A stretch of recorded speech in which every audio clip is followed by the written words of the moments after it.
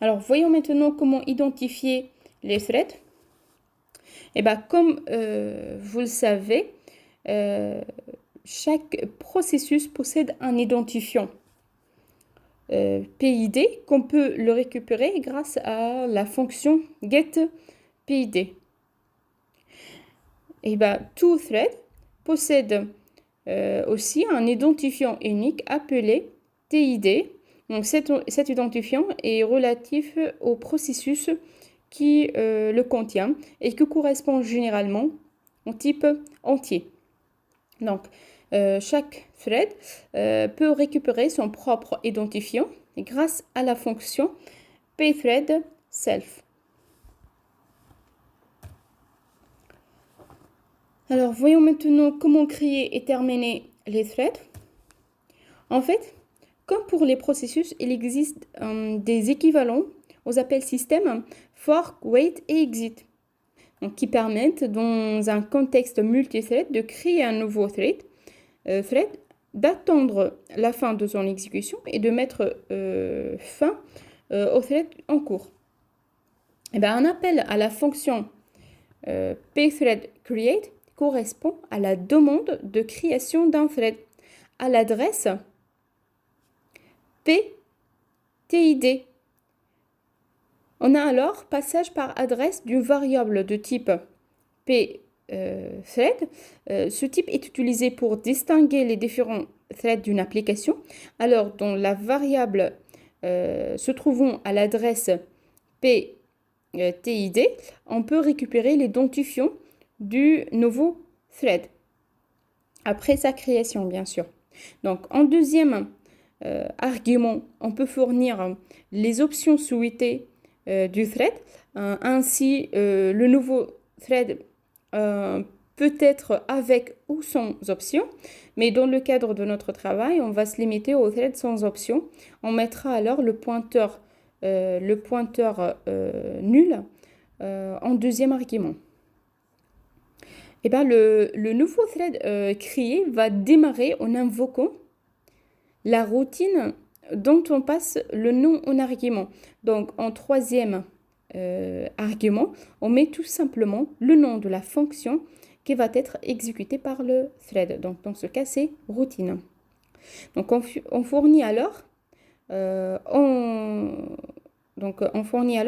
argument les éventuels paramètres à transmettre à la fonction routine. Donc en troisième paramètre, arg correspond à l'éventuel paramètre de la fonction routine qui va être exécutée par le thread créé.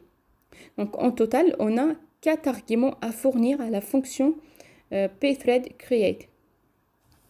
Ce qu'on peut remarquer que contrairement au processus fils créé par fork, qui exécute le même code que son père, et ben pour différencier le père du fils, il fallait regarder le retour de fork. Et ben le thread, son avantage, c'est qu'il exécute une fonction précise avec les paramètres fournis et dès qu'il finit, ben, il se termine et c'est tout. Et en cas de succès de la création de ce processus léger, eh bien, la valeur 0 est renvoyée. Sinon, cette primitive renvoie une valeur différente de 0. Alors, prenons un exemple. Donc, dans ce programme, alors, regardons tout d'abord le programme principal main.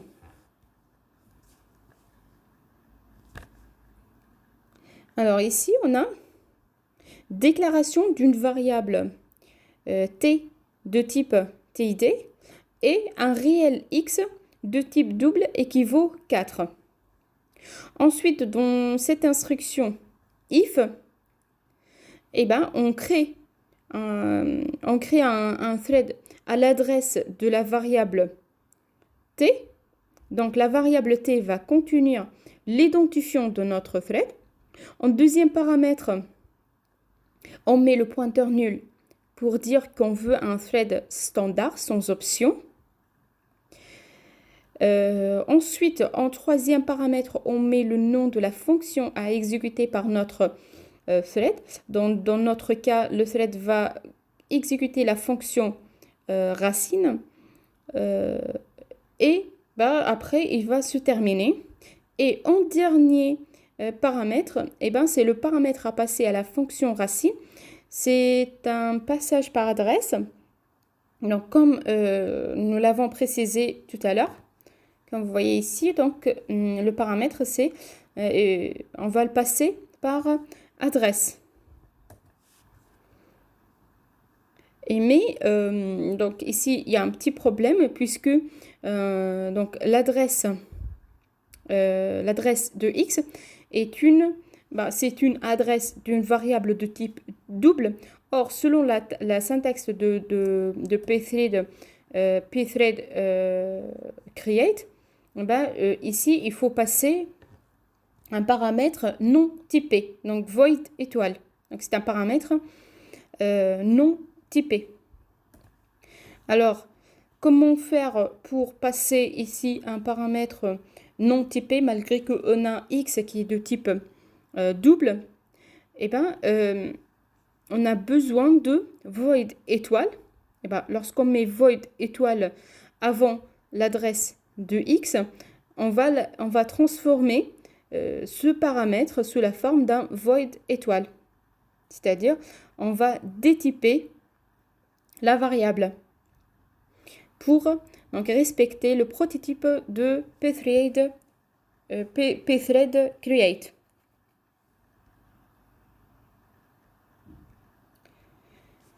Alors, une fois créé, ce thread va exécuter la fonction racine. Donc, voyons maintenant ce que fait cette fonction.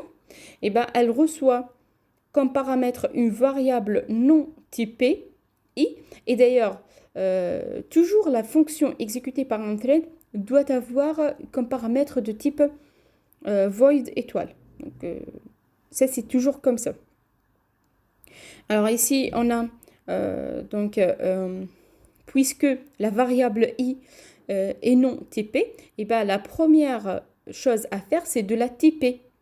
Pour cela, on déclare un pointeur d de type double. Et dans d, on met l'adresse stockée dans i.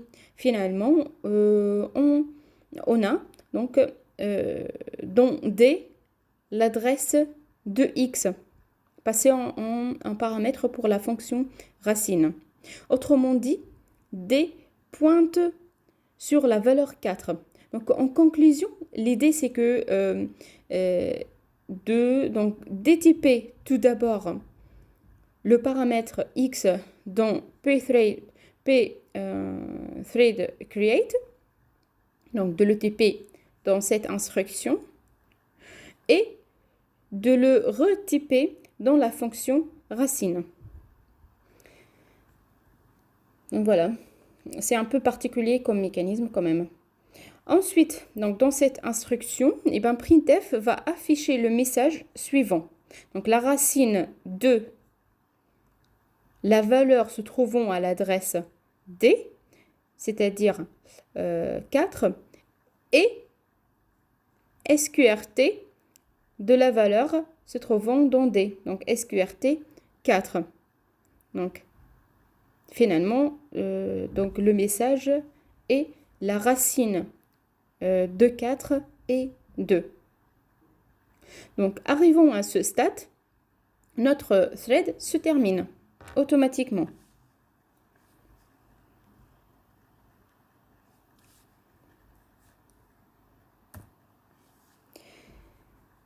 Alors, un deuxième exemple. Donc, ici, voyons toujours la fonction main.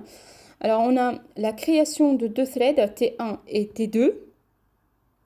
T1 va exécuter la fonction Socrate et T2 va exécuter la fonction Hippocrate. Donc, Archimède est une variable globale de type entier et qui vaut au début 0. Le problème qui se pose ici, c'est que les threads d'un même processus, donc les threads T1 et T2, eh ben, ils partagent le même espace mémoire. Alors, les mêmes variables globales, notamment la variable Archimède. Ainsi, cette variable est commune aux trois threads. Donc, c'est-à-dire le thread initial, T1 et T2. Alors, il y a un grand problème d'exclusion mutuelle. Et bien, en T1, en effet,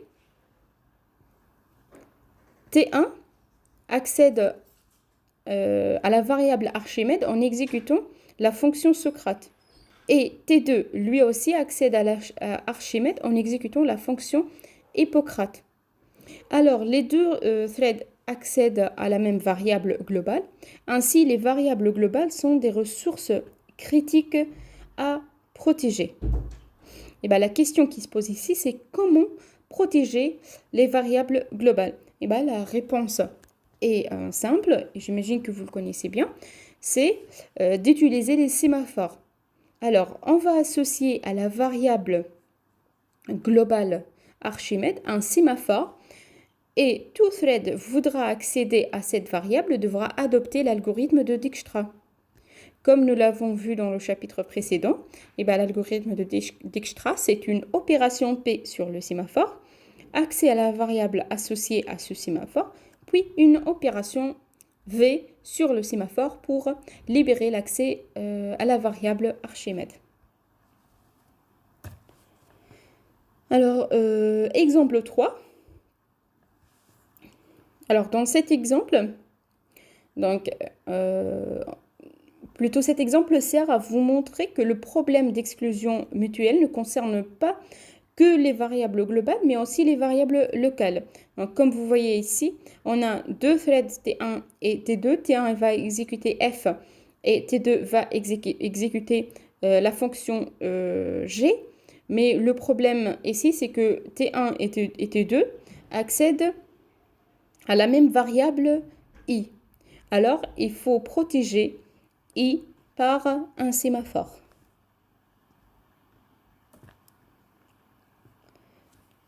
Alors, en fait, la terminaison d'un processus, donc maintenant, on va voir comment terminer un processus léger.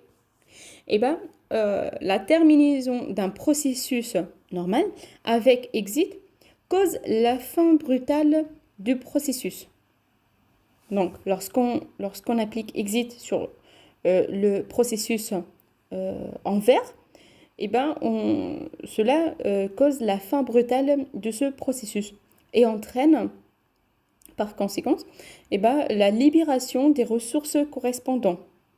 Attention, cela veut dire que les threads encore en vie sont brutalement arrêtés. Ceci a pour conséquence d'empêcher la poursuite de l'exécution des activités encore actives, donc dans le cadre du processus. Alors, seul le thread initial, celui qui exécute la fonction principale main, devrait appeler exit, en s'assurant qu'il n'y ait plus d'autres threads actifs. Par ailleurs, un appel à la fonction pthread exit permet de terminer le thread appelant. Et c'est le seul qui se termine, c'est-à-dire les autres threads continuent leur exécution. Donc cette primitive retourne la valeur P statut. Tout d'abord, cette valeur doit être gérée dynamiquement, c'est-à-dire il faut faire du malloc. En effet, à cause du mécanisme de libération de la mémoire à la terminaison d'un thread, on risque de perdre cette valeur. Ainsi, on fait le malloc car l'espace mémoire géré par un malloc ne disparaît que lorsqu'on fait un free ou lorsque le processus se termine. Voilà, donc une manière pour pouvoir garder cette valeur. Donc, et le plus important, c'est que la valeur P statut peut être récupérée par n'importe quel autre activité, c'est-à-dire par n'importe quel autre thread. Donc, et qui, bien sûr, s'exécute au sein du même processus. Et cela en utilisant la primitive donc pthread join. Alors, ce qui constitue un mécanisme de communication entre les différents threads du même processus.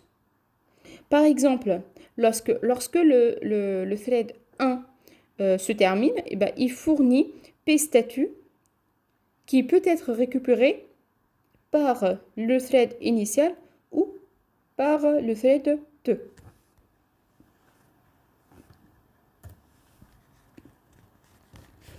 Donc, comme je viens de le dire, pour récupérer la valeur de retour d'un thread terminé, on utilise la fonction pthread join. Donc, celle-ci suspend l'exécution d'un thread appelant jusqu'à la terminaison du thread indiqué en argument. Donc, dans cet exemple, c'est le thread TID. Donc, elle remplit alors le pointeur passé en seconde position avec la valeur de retour du thread fini. Donc, une petite remarque, un thread peut attendre sa propre fin ou bien sûr la fin d'un autre thread. Donc, cette primitive est équivalente, si vous voulez, à la primitive wait, avec laquelle un père attend la mort de son fils. Et bien ici, le thread appelant attend la mort du thread TID pour récupérer sa valeur de retour renvoyée par pthread exit. Donc il faut faire attention, un thread ne peut attendre qu'un seul thread, c'est-à-dire ou bien sa propre terminaison ou la terminaison d'un autre thread, mais pas plus. Donc par exemple, le thread 1 ne peut être attendu que par lui-même ou par le thread 2 ou le thread initial, mais pas plus. D'accord? Donc un seul thread ne peut pas être attendu par deux threads par exemple. Alors un thread terminé et non attendu avec pthread join devient un thread zombie.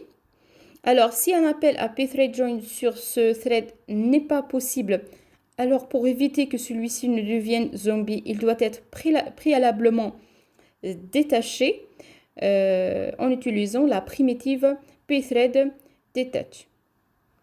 Donc cette primitive indique à la terminaison de l'activité, ces ressources devront être restituées au processus auquel elle appartient.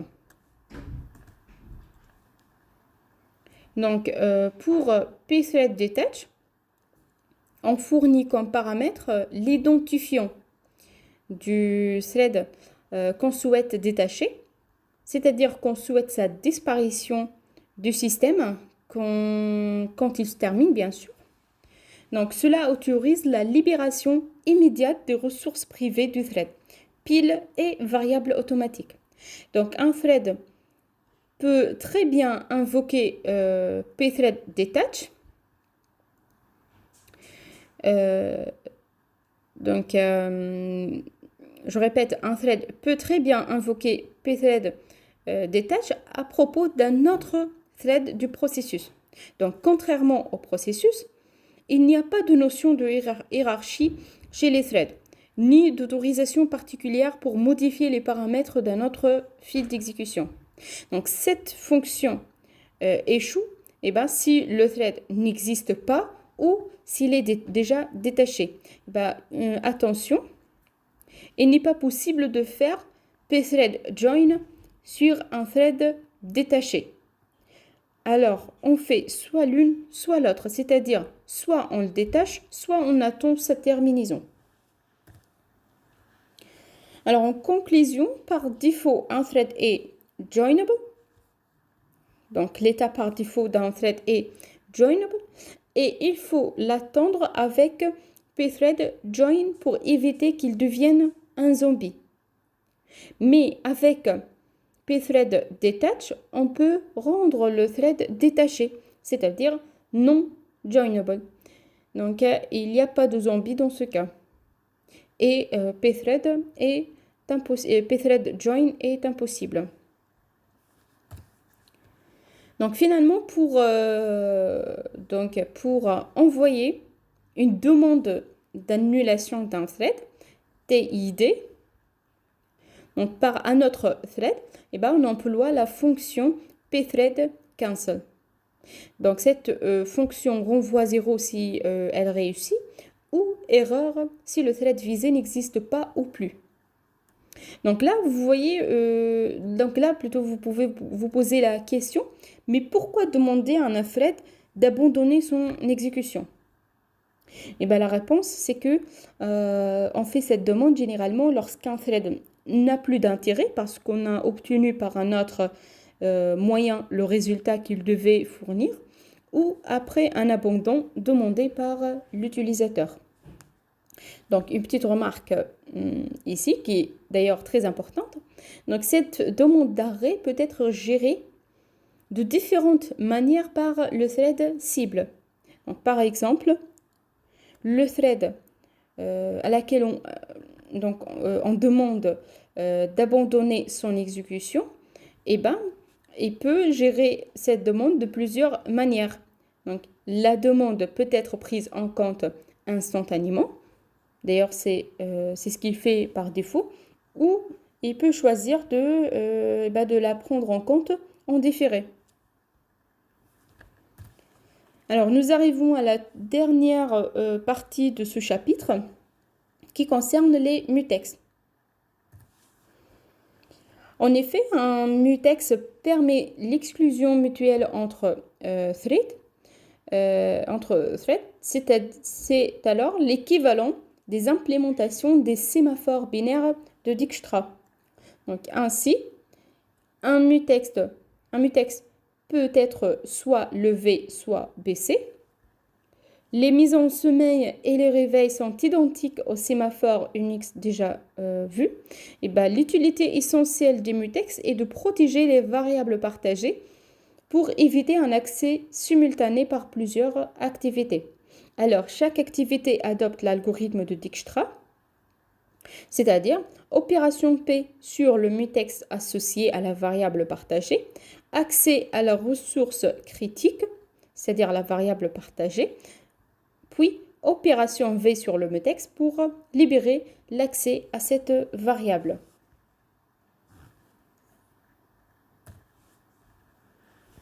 Alors, voyons maintenant comment créer un mutex.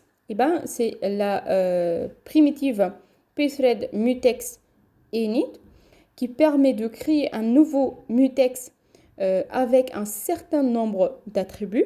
Donc, alors, on lui fournit en paramètre un pointeur mutex pt qui pointe sur une zone réservée pour contenir le mutex et après l'appel à cette primitive, il pointe sur le mutex nouvellement créé.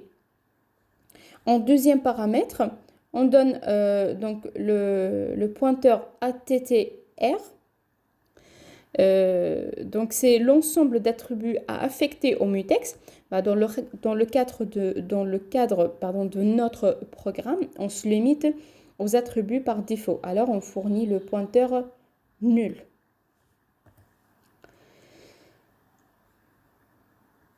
Alors, comme nous l'avons dit, sur ce mutex, on peut appliquer une opération P ou une opération V. Alors, pour l'opération P, le mutex, donc ici, le mutex passé en paramètre est baissé. Donc, à l'instar des sémaphores Dijkstra, si le mutex est déjà baissé, le thread appelant est mis en sommeil.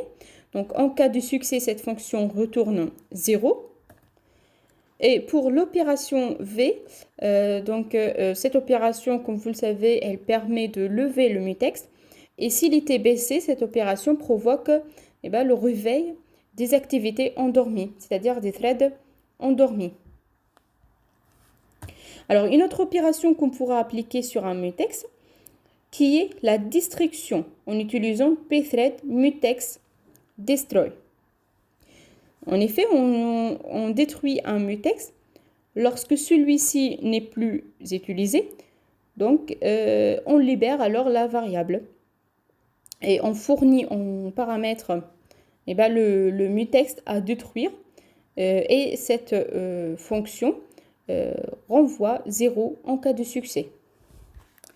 Donc, en conclusion, donc les threads ne sont intéressants que dans les applications assurant plusieurs tâches en parallèle.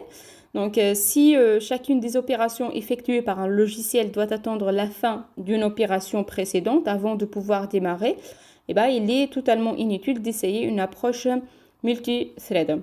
Donc, la notion des threads est une notion très importante, très intéressante, mais en contrepartie, l'accès concurrentiel aux mêmes données nécessite une synchronisation, donc pour éviter les interférences, donc ce qui complique un petit peu certaines portions de code. Donc voilà, nous arrivons à la fin de ce chapitre. J'espère que j'étais claire. En tout cas, n'hésitez surtout pas à me poser vos questions. Donc, je vous souhaite une excellente semaine et un bon courage. Au revoir.